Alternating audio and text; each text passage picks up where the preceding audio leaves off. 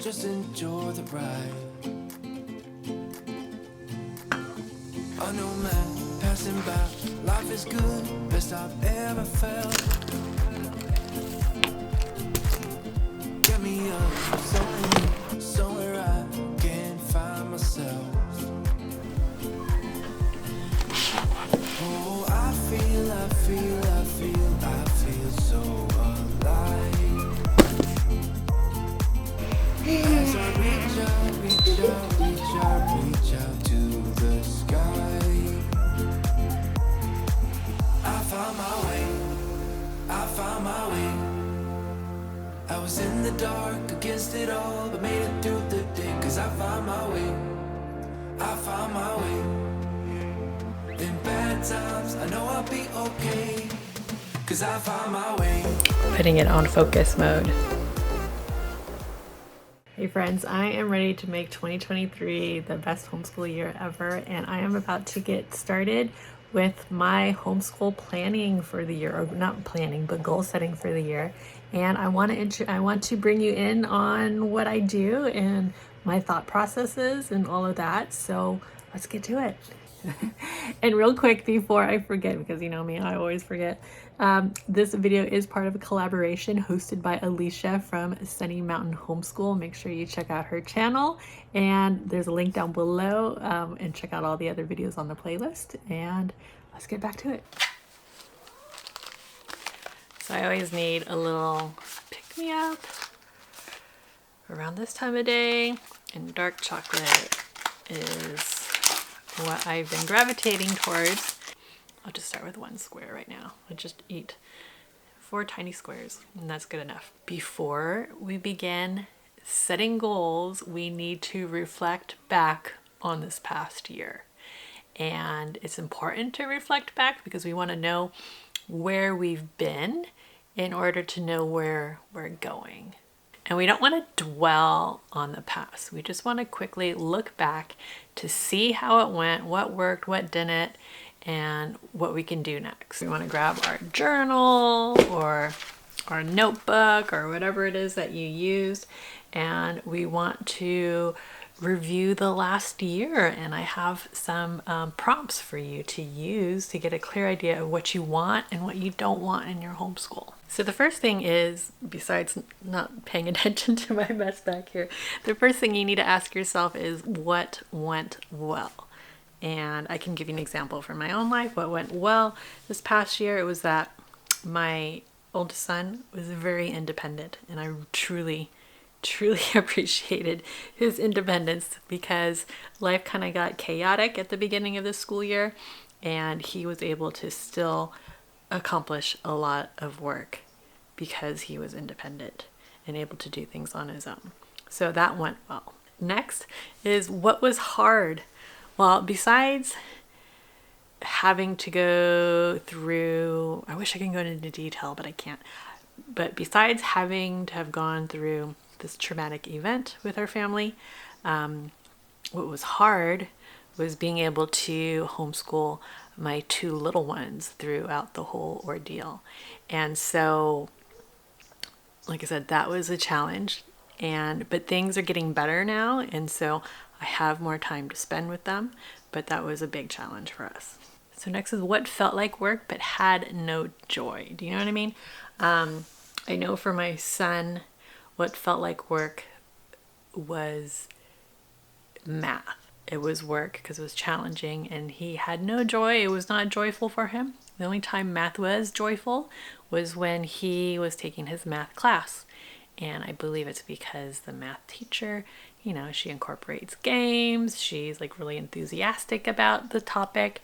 And so he's really into it. So that brought him joy. But doing math at home did not bring him joy. So something else we need to work on. Next is what was fun. What was fun about our homeschool? We did a lot more art. I pulled out the art supplies quite often because my kids can be entertained by that on their own. They don't need me there helping them to paint or create. So that was a lot of fun. They enjoyed that tremendously. And then you need to, also think about yourself. When we talk about homeschooling, we often just think about the kids and what they need to do and what they need to learn, but we also need to think about ourselves because we are the one facilitating their education, and we need to be on top of our game, and that includes both mentally and physically and emotionally. So what lifted you up? That's the next journal prompt you should consider. What lifted you up? What brought you joy? What made you happy? What brought a smile to your face? And for me, it was seeing the creativity in my kids when they were creating their art, finding time for myself when life was just so busy and chaotic. That included journaling, because I took up journaling, and I created a habit of reading every day and every evening. I also created routines for myself, both morning and evening, to kind of end cap my days and just to feel accomplished in some ways. I was really good at exercising before the beginning of the school year, and then that kind of went away. But now that I have more time on my hands, I'm back to exercising, doing yoga and bar and weightlifting, and that brings me joy because it makes me feel good. So the next journal prompt is, what subject did we love to do? So like I said, my kids loved art. No brainer there. My oldest son, loved writing. He does Night Zookeeper and he just adores that program. My youngest, even though we don't really do academics with her, she likes to play school with her brothers. And so I did buy her like little workbooks that she can do, but she's been really into them, and she really enjoys using her or completing her Singapore math and her handwriting without tears workbook. And then for my middle son, he has been quite resistant with homeschooling, so I've kind of let him play and to learn more organically than with like workbooks and so forth. But we have gotten more into it, and he really enjoys things that have more hands-on components to it. So like with science, he loves science, and so I ordered him a Crunch Labs box, and he's been really enjoying getting that every month. And then also my son enjoys doing art as well and playing with all his little soldiers and Legos and what have you. And that brings us to the next prompt, which is, what is their least favorite subject? And I would say for my oldest son, it would be math when he has to do it on his own. And I guess I could join him and help him with math, but it doesn't bring me joy either. So that's why I hire that out, and he takes math classes, and he does an online math program in conjunction with that. What else? For my middle son, his least favorite subject is writing. He does not like to write. So I haven't been pushing him. So I need to figure out how to make that more fun for him. And for my daughter, she just loves everything, so not worried about her at this moment. Okay, and then next we need to think about what brought us down. So we're going back to the homeschool parent again. So what brought you down? What brought me down? So what brought me down was not accomplishing our goals for this last 3 months, this last quarter that we had. Like I said, life was really chaotic, and I just had to let things go and do the bare minimum, and which was fine. My kids still progressed, but we didn't really work on geography as much as I wanted to. Like, I love geography and history. Those are my favorite subjects. Those are what I majored in college. And so I really was saddened that we didn't really dive into it as much as I had wanted to. And it's because of these external circumstances that we were unable to do it. And so that saddened me that we weren't able to really get into it like I had hoped. And then what did I love doing? Like I said, I love teaching geography and history. I mean, that was what I taught when I was a public school teacher.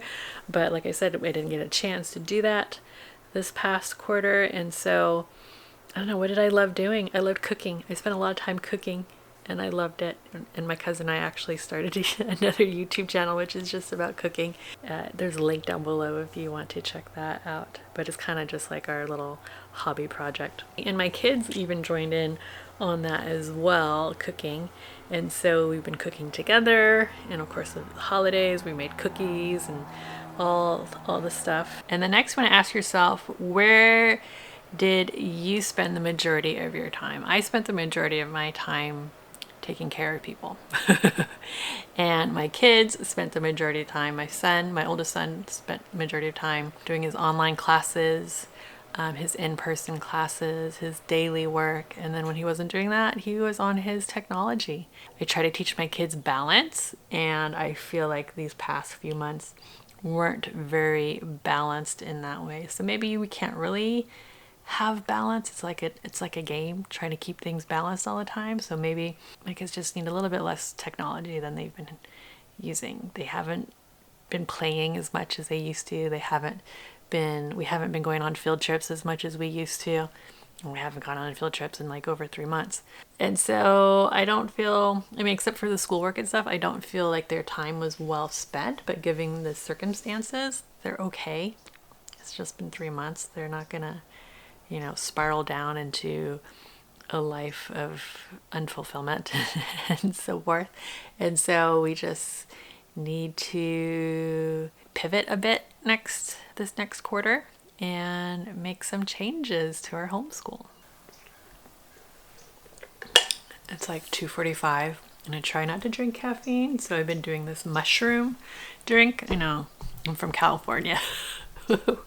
We're a bunch of hippies over here, and those mushroom supplements and herbal things are pretty trendy right now, I think. So I guess I'm trendy. So that brings us into our next journaling topic, which is to dream big. Our goal now is to pretty much do a brain dump and just dump out all our ideas, all our big audacious goals, and then just get them onto paper or into your notebook.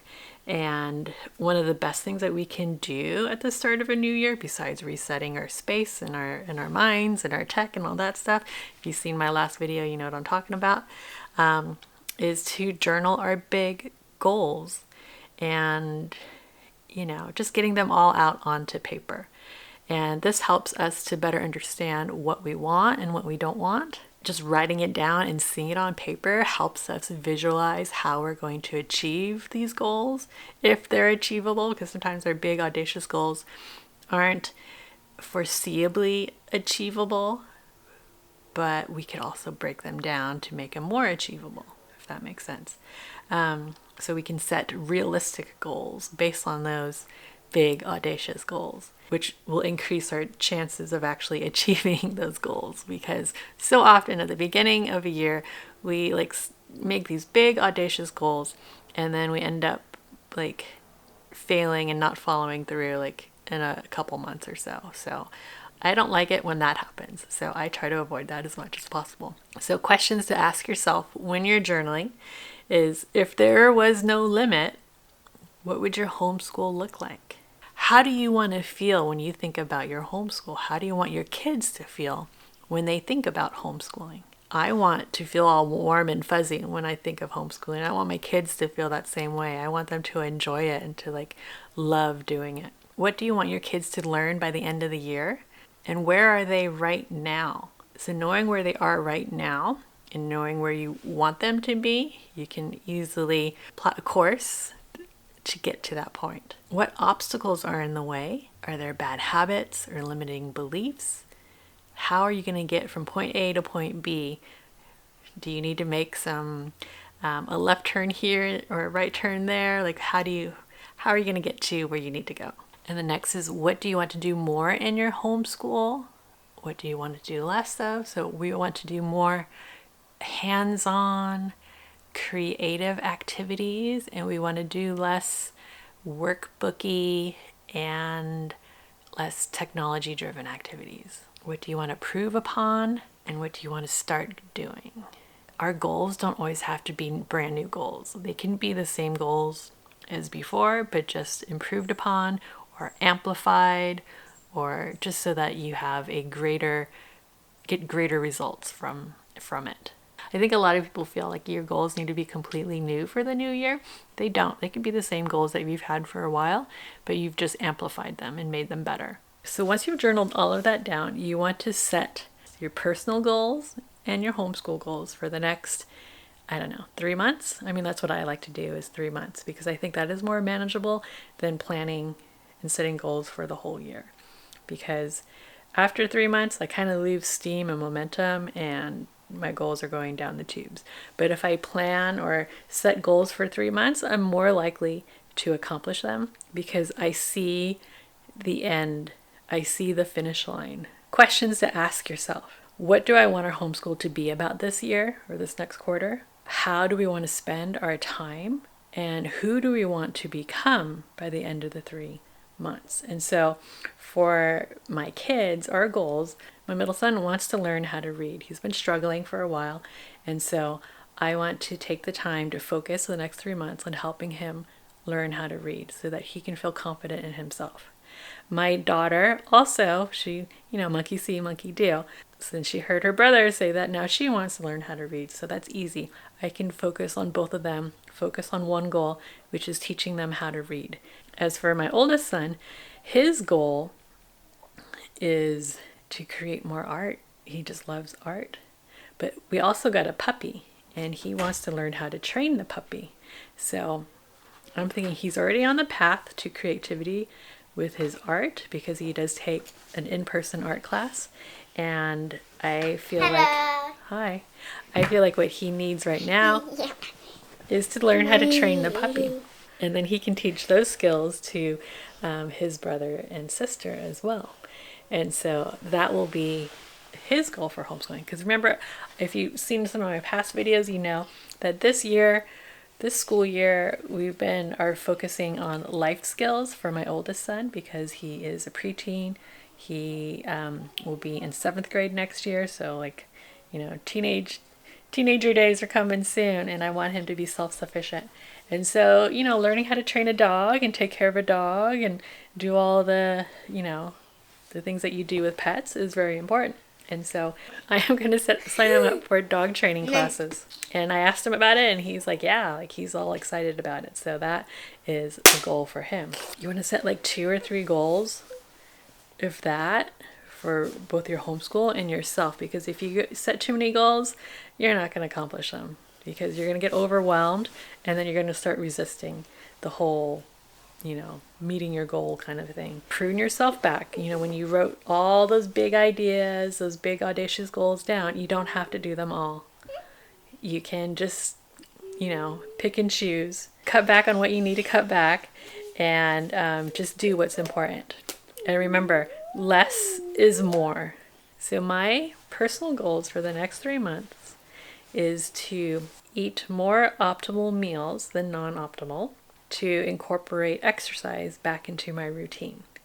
So those are my 2 personal goals that I am focusing on the next 3 months. And I feel like if I meet those challenges in the next 3 months, they will become habits. And once they become habits, I don't really have to think about them that much. And then I can work on some other goals that I have. So talking about habits, are there any new habits that you want your kids to learn or that you want yourself to create? And is there a focus word or a phrase that kind of sums up your next year? I'm just going to give you a heads up. I do have another video coming out next week that's all about finding your focus phrase or your intention for the next year.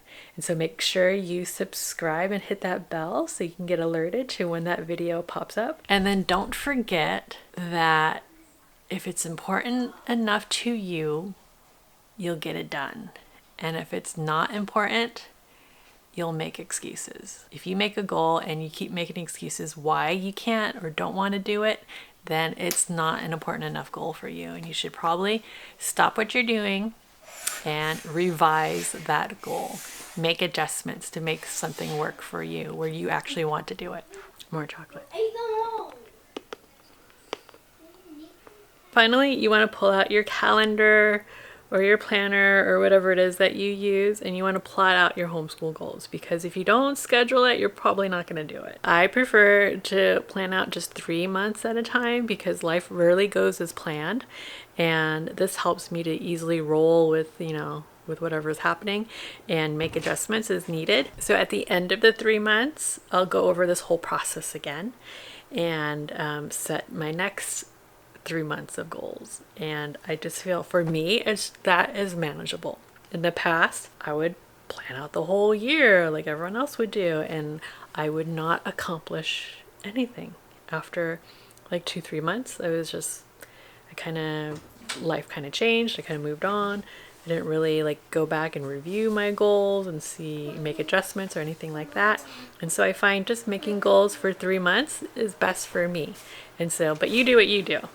You do you, I do me, and we're all good. We're golden. Also, when I'm plotting these goals, I'm not making them measurable and achievable and timely. I'm not making SMART goals here. In January, I'll focus on eating healthy, making optimal choices, and I'll focus on, my kids reading.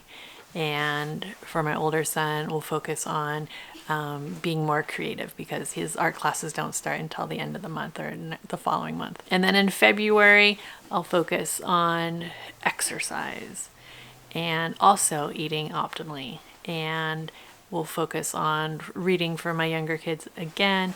And then for my older son, we'll schedule those dog training classes for him. Writing the goals down for each of the months so I know what goals we're trying to accomplish those months. If you found value in this video, make sure you hit that like button so the algorithm gods know that you enjoyed it and found it useful, and then that will push it out to other people. And it helps me grow my channel, which I really appreciate. And so thank you for watching, and I'll see you guys in the next one. Ciao.